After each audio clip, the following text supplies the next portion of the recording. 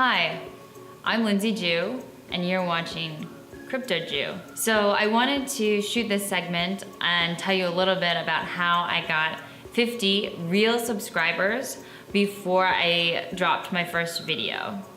And hopefully I'm not going to YouTube jail. So I have a YouTube mentor, and my YouTube mentor's name is Dan Locke. And what he taught me is that you really need to focus on your true fans. So I was thinking, how can I focus on my true fans?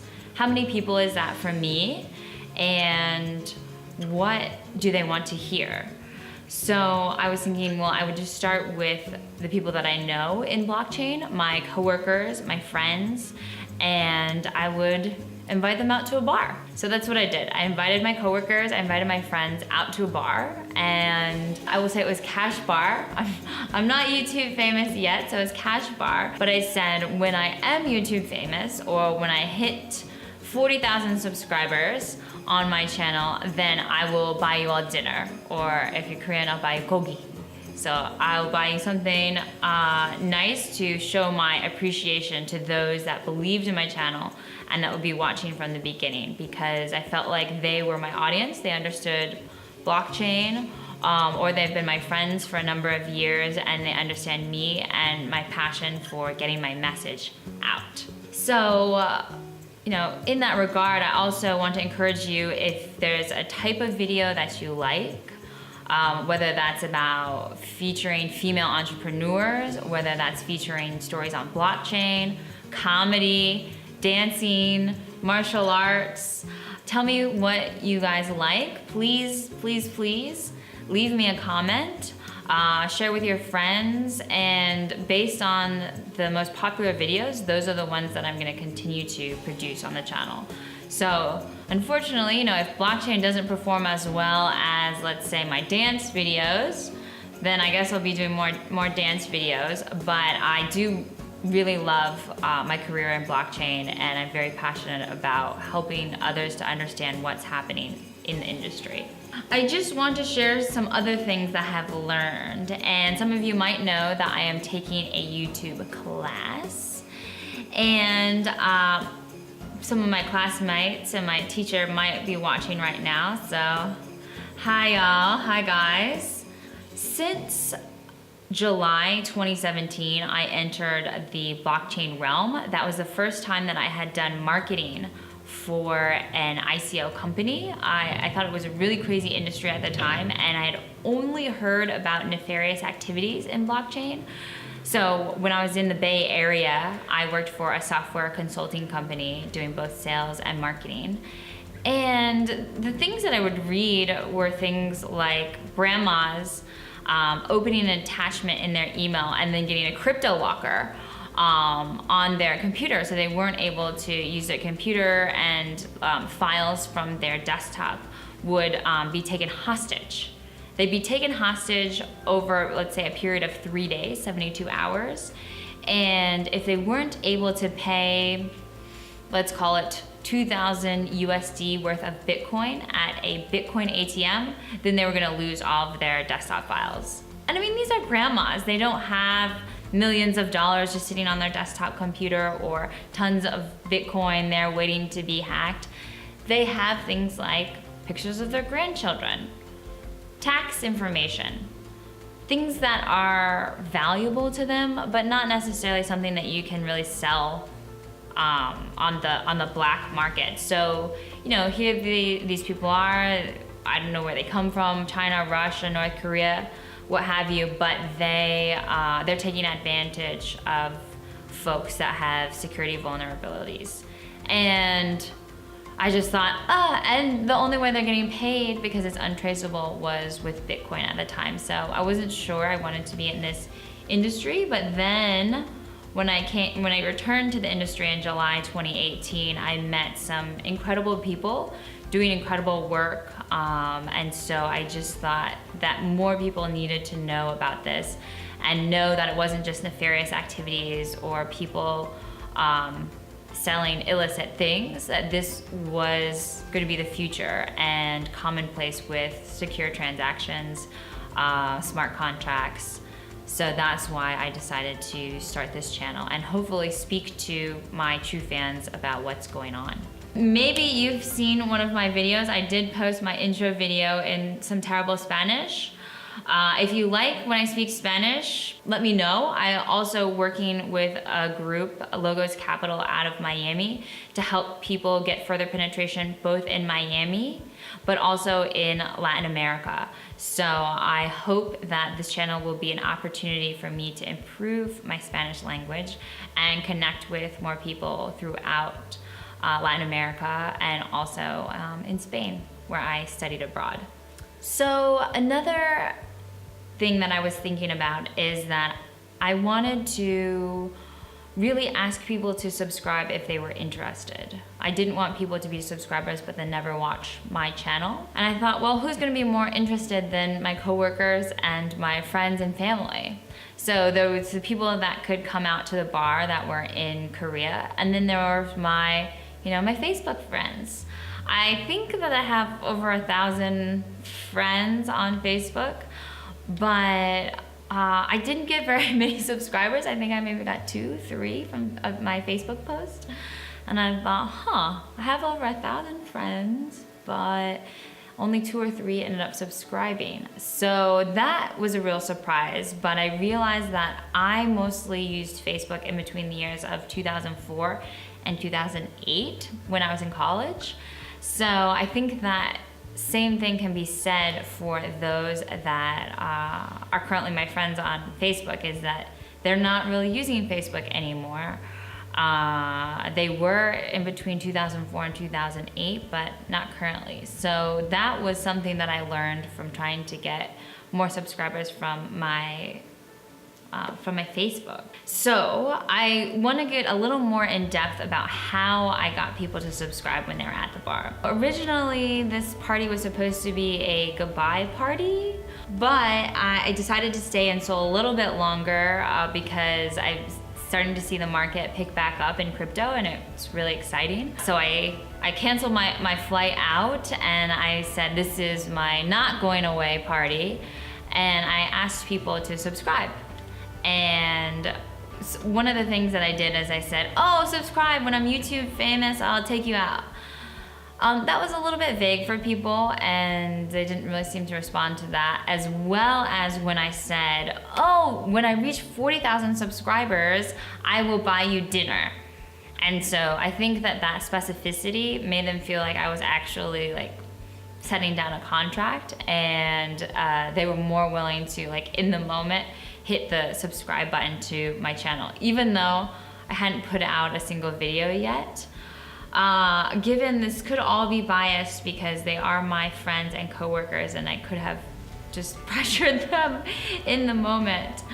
But I did get to 50 subscribers before the first video dropped. So something that was really funny that happened is that my YouTube mentor said that he believed in me, and I thought, no, that's good. He believed that I could create this channel. But I don't know that I listened very much, because it sounded a lot like when your mom says, oh, you're so beautiful. I mean, they have to tell you that because they're your mom. But I started to talk to more people in the industry about what they're watching, the content that they like to see, content that they'd like to see more of, and I felt like there was a gap in what was being offered.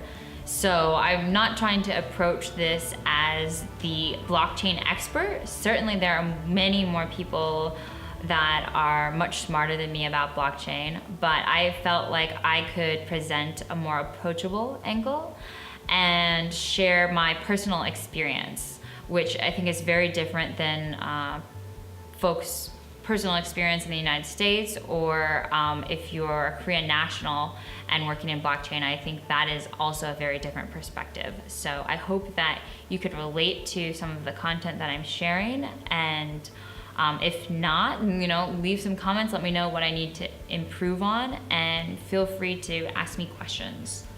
As I'm developing this YouTube channel, some strange and hilarious things have happened. I can't make this up. I'm drop a screenshot so you can see this. But my dad told me he's not gonna subscribe to my channel. I thought that was a secure subscriber. He said he's not gonna subscribe because he forgot his Gmail password. So then I had to remind him how to log into Gmail and the steps for that. And he said, I think it's too complicated. Another thing that happened is that my mom said that my Korean has really gotten better. And they said, Mom, I haven't put out a video in Korean yet. I only put out a video in Spanish.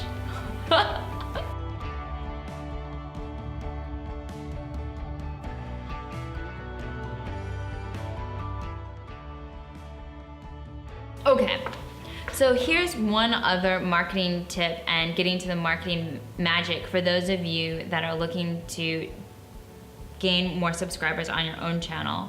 I'm just sharing what worked for me. But I asked folks not to just hit subscribe, because while you do get an email confirmation of who has subscribed, it kind of feels like nobody's watching. So I asked people to send me a screenshot of them subscribing. And if they send me a screenshot, then that was what I was gonna use to guarantee that I would take them out to dinner.